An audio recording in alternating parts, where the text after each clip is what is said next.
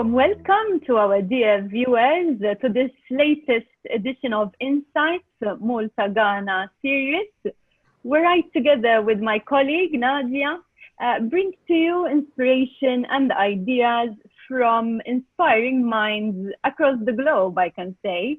And today, in fact, we are delighted to welcome with us Mr. Barnafo from T3 Data Company, together with Stephen Abela from OnPoint Limited. And also a very warm welcome goes to our special resident guest, Christopher Delbridge from Evolve Limited. Welcome everyone, and thank you so much for being here with us today. Welcome. Hello. Hi.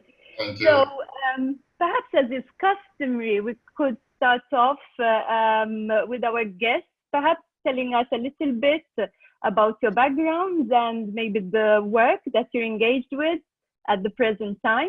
Maybe we can start with you, Mr. Barnafo. Okay, well, thank you, Roberta.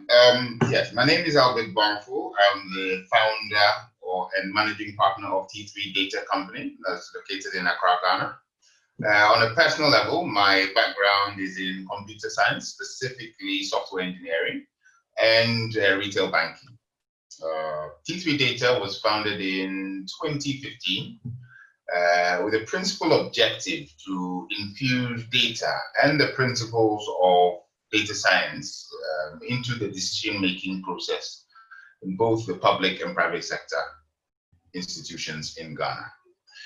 As a company, we are industry or sector agnostic. So if you are in an industry which produces data, we are interested and we believe we can help you. So that's broadly what T3 Data is. Now, I would just want to say that while there is broad recognition, certainly in this part of the world, that there is a potential benefit in adopting the data approach, we seek to help clients roll out specific practical initiatives using data that affect their P&L.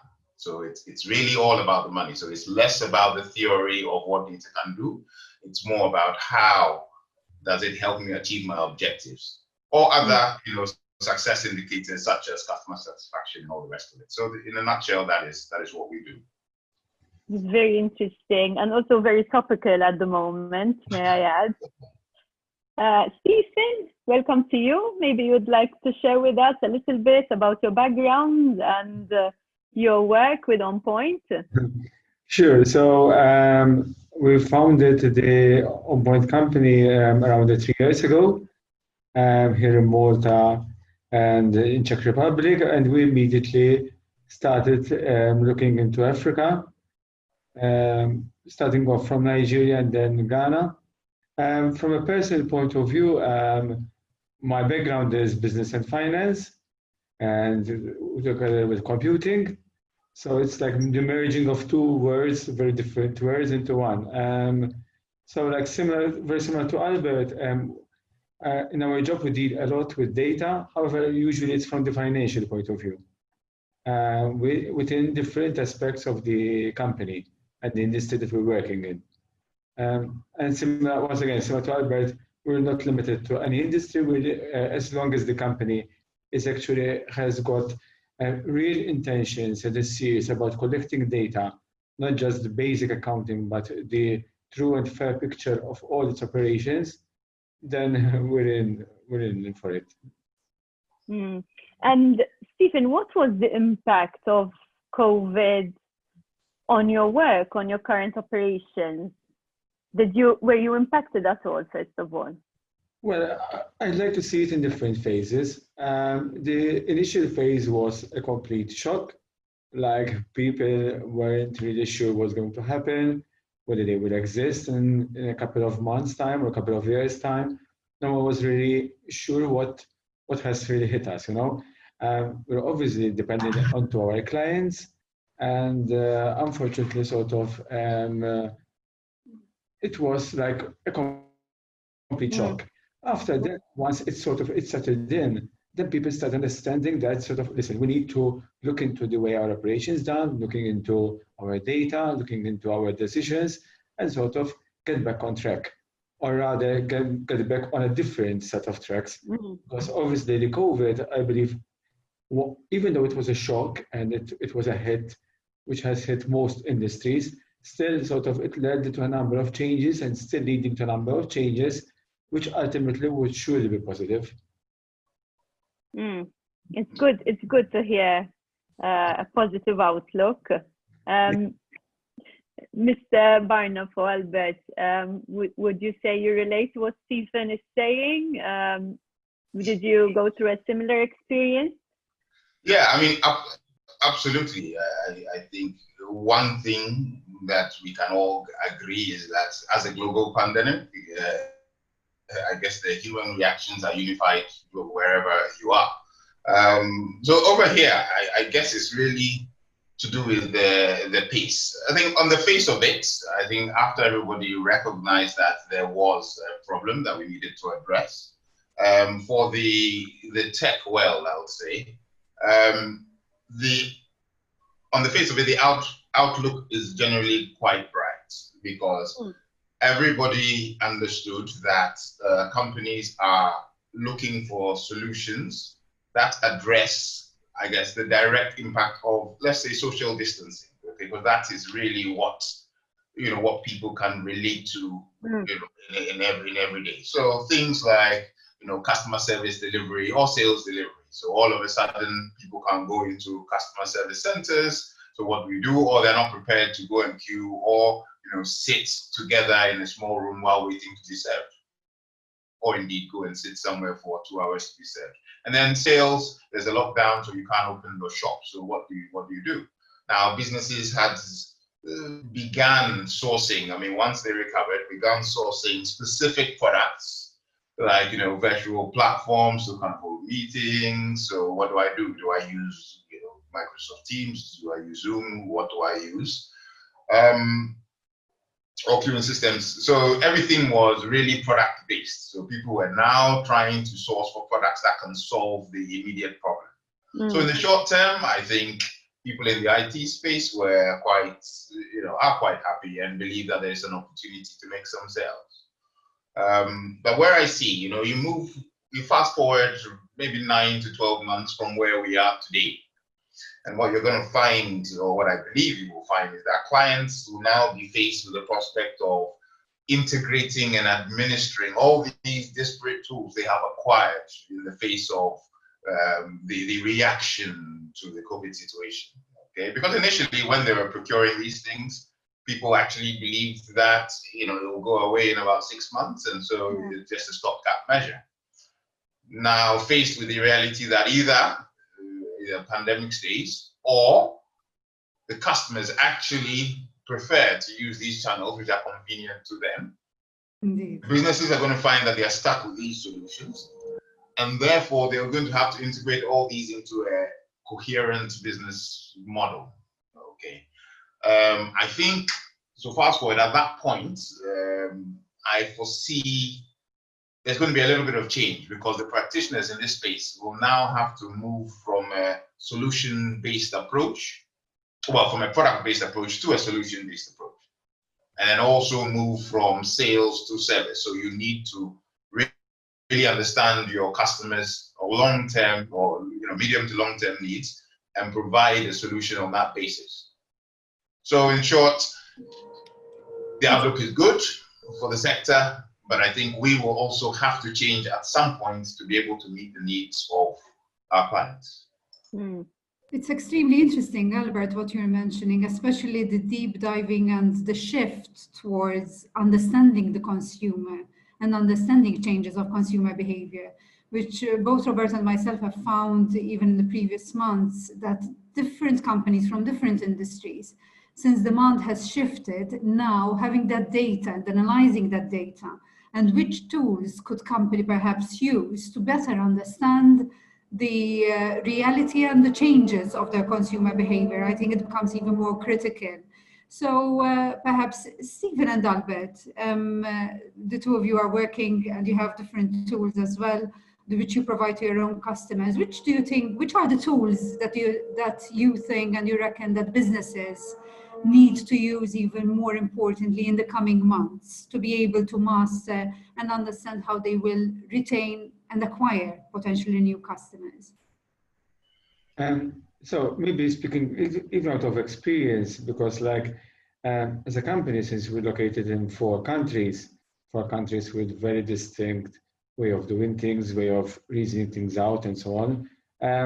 So it can be, on paper, it's very nice, but in practice, it can be challenging actually to work together, because we're used to working like opposite to each other, but suddenly we're actually working like across continents.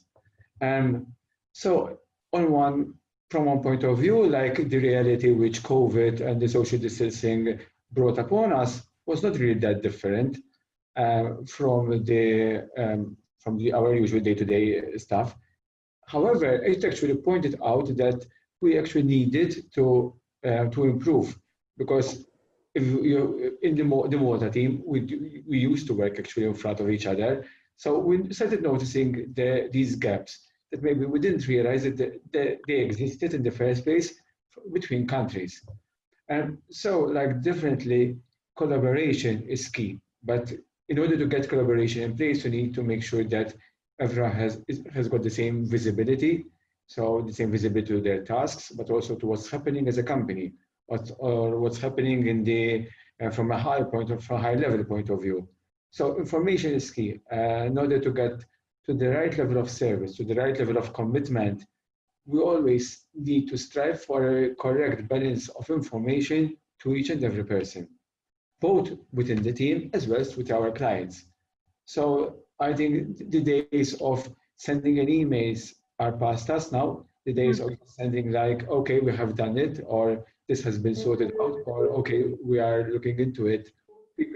I think people are no longer happy with just brief answers. People need to understand.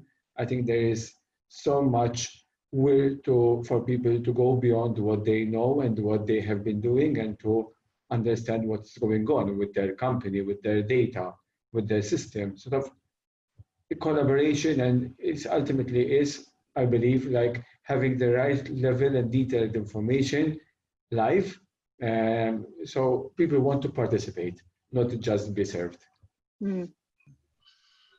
Yeah, from my side,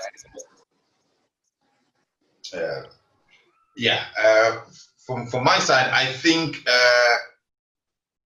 tools that really focus on, I guess, the automation of workflows within an organization. I think sort of mainly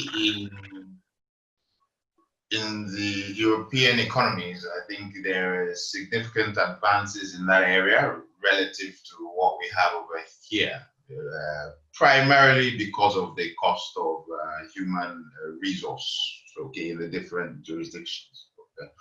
So I look at it as it's akin to mechanized industrialization or mass production.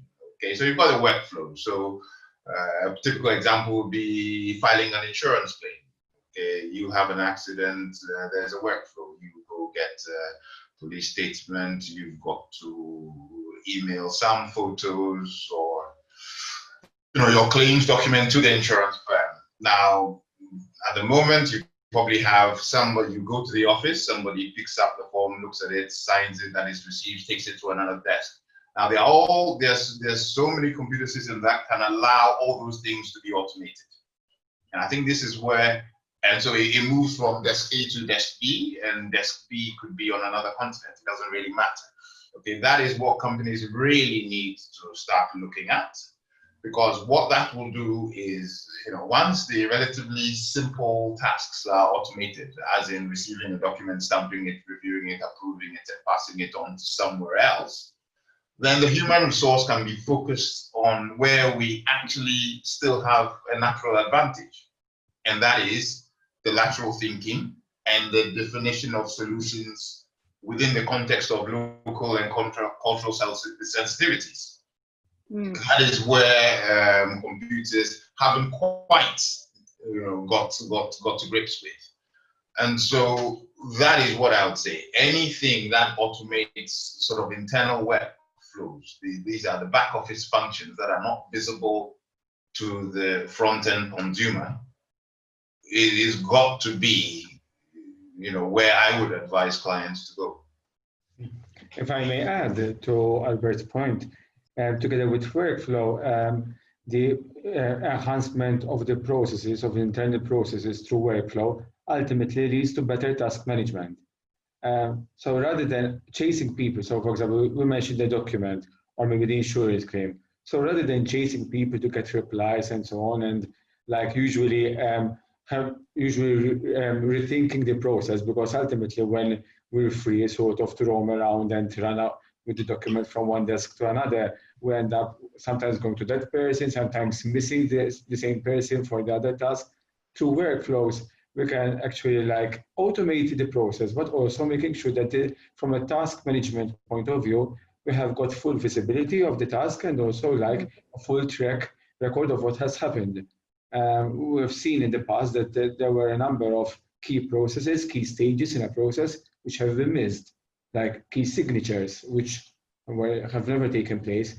Like when having a workflow, you actually ultimately you're making sure that the process is actually followed, and more important than that, you have a proper view of what's happening, in which stage, and what status we are, whether we're late or not. So like things can be much more done better. I mean, there would be a tangible improvement. Chris, I know that at Evolve, you've invested quite a lot, both internally, both within your workflows as well as with your own clients and with your own customers. And even more so now that you've invested heavily as well in Ghana yourself, and how that process has assisted you to go through the first phase and the second of the pandemic. Correct. Thank you, Nadia. In fact, there's so much to say about what our colleagues here have been saying. If you allow me just a couple of minutes, first of all, correct, at Evolve, we had already started the digital transformation process, which helped us to internationalize our brand and to invest in other countries, mainly Sub-Saharan Africa, which is Ghana. Why did we need to do this internationalization? Because you have to be agile. The most, because you have access your data from anywhere you want, and you have to be able to be reached in country. If I may, really, apart from health hazard issues, which we're not going about business here, it's a catalyst for change. So companies that had already internationalization process tended to benefit because that was a differentiator. They were ready for it. Those who started now do.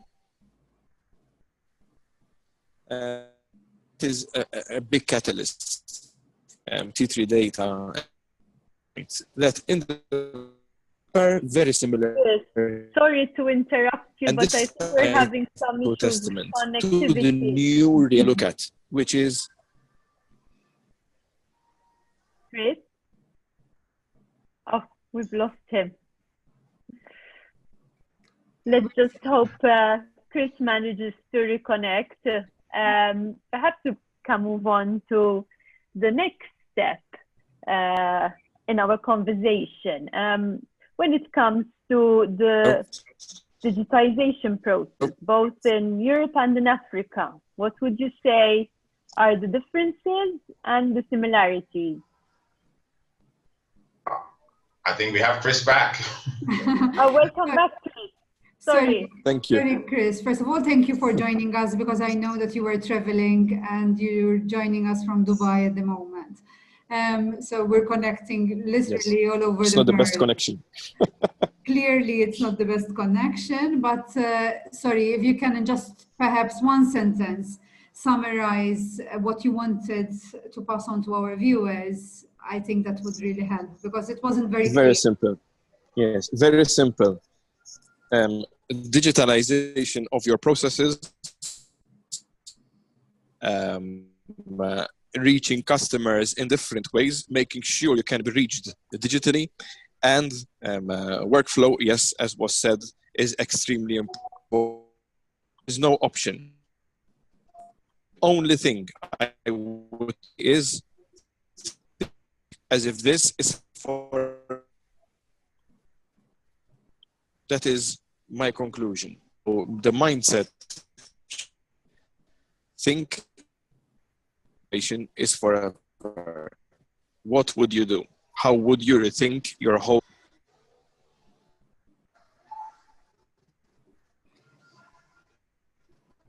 So I think what Chris wanted to say, because I know we had that conversation before, is that Chris at Evolve is taking this opportunity as saying, this is the new situation. This is how we have, this is the new mindset.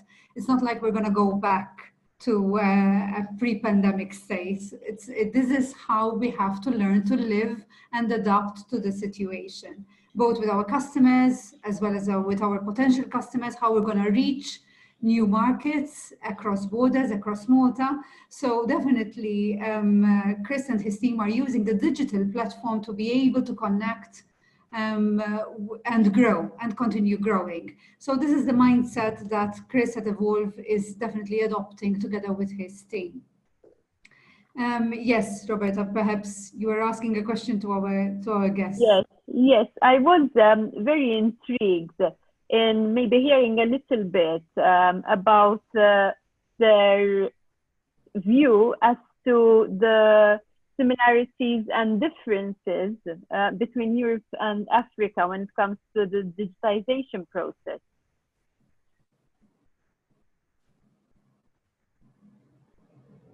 Albert, would you like to start, or Stephen? Okay.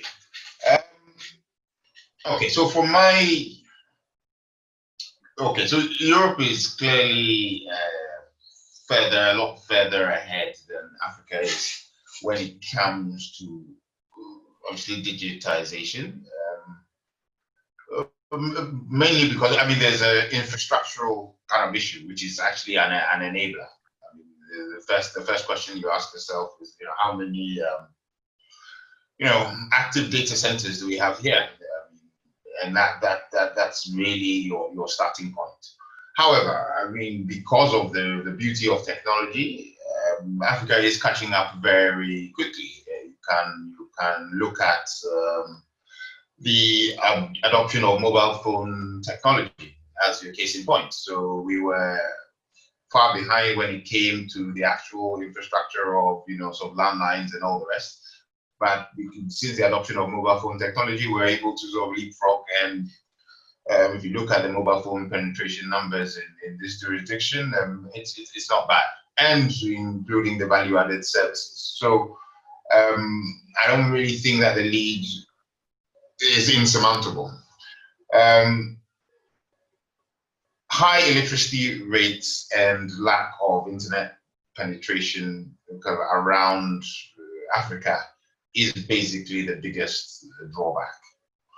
However, I think where we are at the moment, Europe is moving ahead with the Internet of Things concepts and the implementation of artificial intelligence, whereas Africa, we're focusing on AI-enabled technologies off the back of SMS and USSD technologies, which allows us to deploy services to users who don't have internet access. So if effectively we may not be deploying the most cutting edge technology and processes because they are based on infrastructure that we don't have. But we're using the advanced principles to deploy on the technologies that we do have, albeit may no longer be used in Europe. So I guess in true African style, there is the saying, necessity is the mother of invention, and I guess that is very much along the lines that we're moving. So the gap is not insurmountable. So we're progressing so rather nicely. Stephen? I agree with Albert that the infrastructure can be, well, the infrastructure in Europe is better than that in Africa. However, that doesn't mean that in Africa there isn't some very important innovations. For example, something which comes to mind is in Kenya, there is M-Pesa, which they were the pioneers in the mobile payment service, a service which we didn't even think of here in Europe. Whilst in Kenya, it was like widespread all around the country, and it did not even require to have a bank account, which is a very crucial issue for Africa.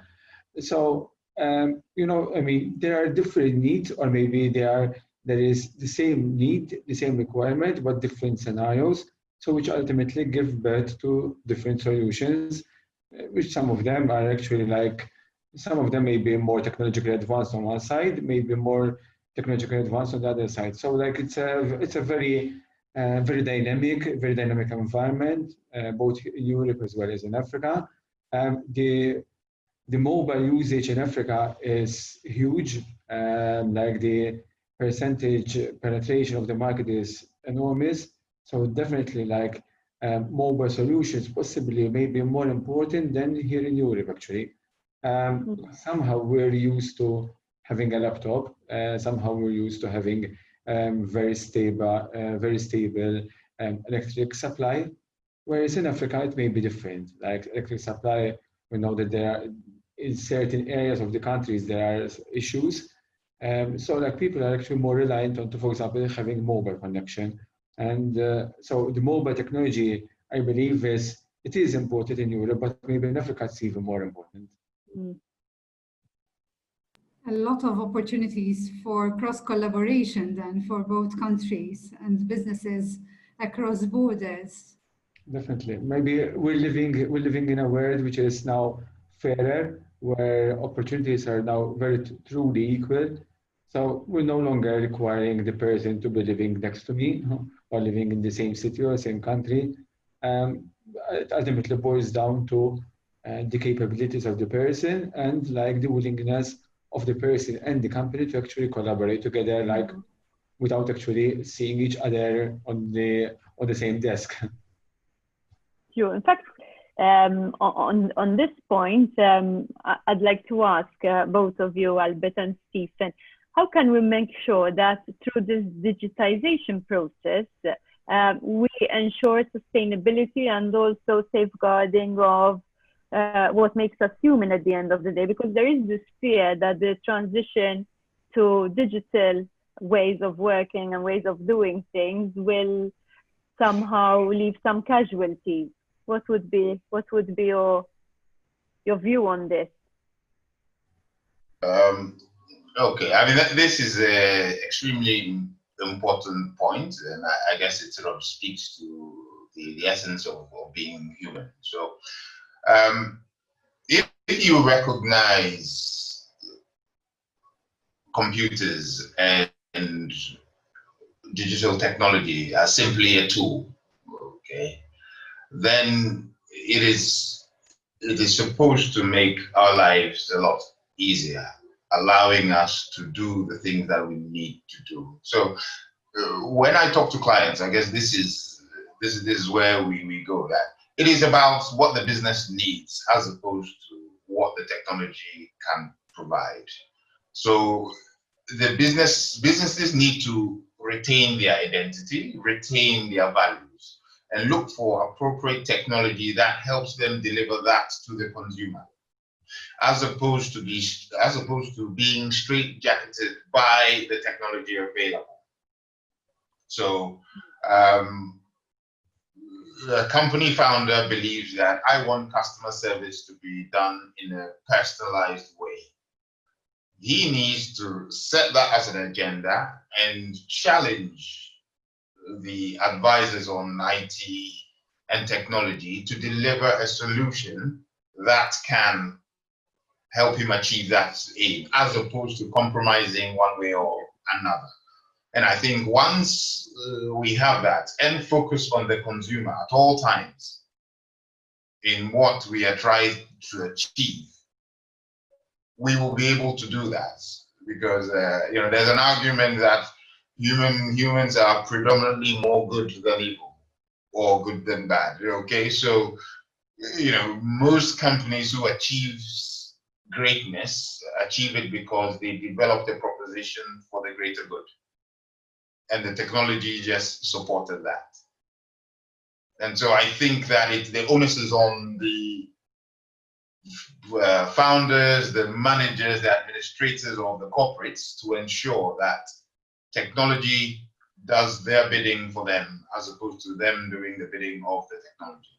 So it's more having technology as an enabler, Albert, rather than an end in itself, which is a very important shift, I must say, because even in my days within the customer service outsourcing world, when I was working, it was almost a little bit the other way around. I found that a lot of technological applications might be a tad rigid and a bit inflexible to be able to adapt to the different customer requirements.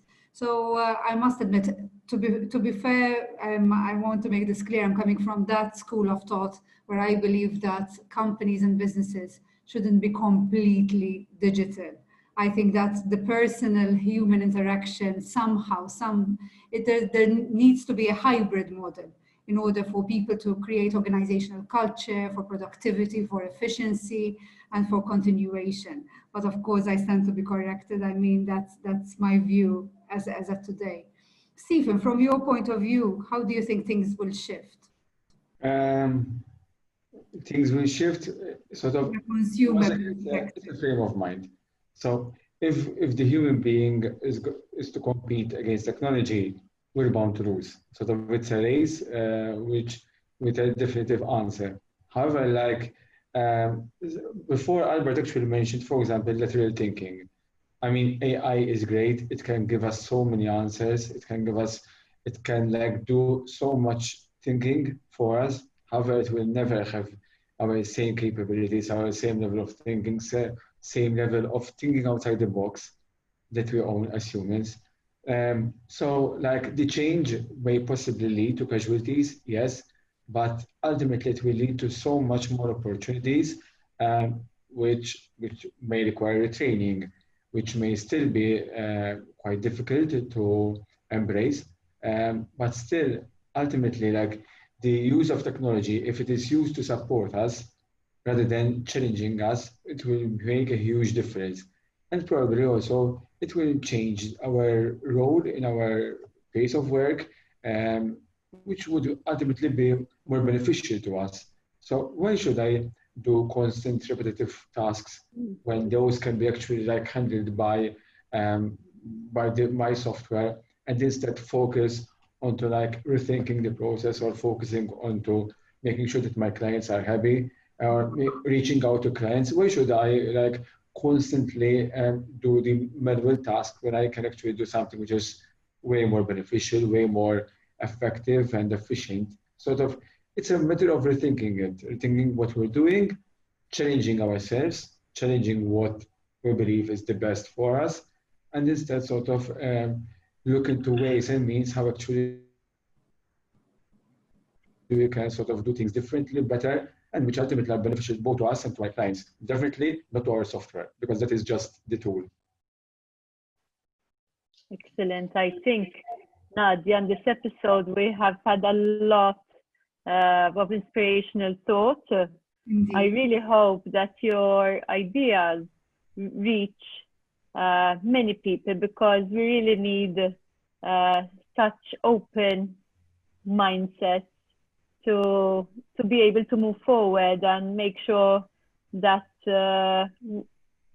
ultimately we secure success in a human and sustainable way. So thank you so much for sharing your thoughts and for taking the time to be here with us today. Thank you very much. Thank you, Albert. Thank you, Steve. Thanks, Steve. I think what also we have realized, Roberta, that even though we have different realities and different contexts, Malta, Ghana, we all are going through similar challenges and similar shifts from a business perspective. Let's rethink and relook and shift what consumers and our consumers in the respective industries are actually, how they are changing, how the behavior is shifting, to be able to adopt and apply those tools that really enable our business to be efficient and sustainable. So with this note, we really thank you very much for being with us today, both Albert and Stephen. And thank you, Chris, as well, for joining us. I don't know if you can hear me. Slightly. We can hear you, but we cannot see you, Okay. Chris. No, I had to switch off the data. So I think my take on this is simply how important the internet connection has become even more than before. Because I think it's an extremely important commodity nowadays with all this digitalization.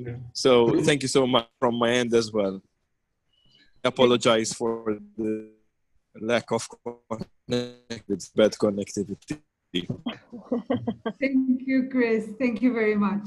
Thank you, Stephen. Thank you, Albert. Thanks. Thank you. Thanks. Have a good day. Bye-bye.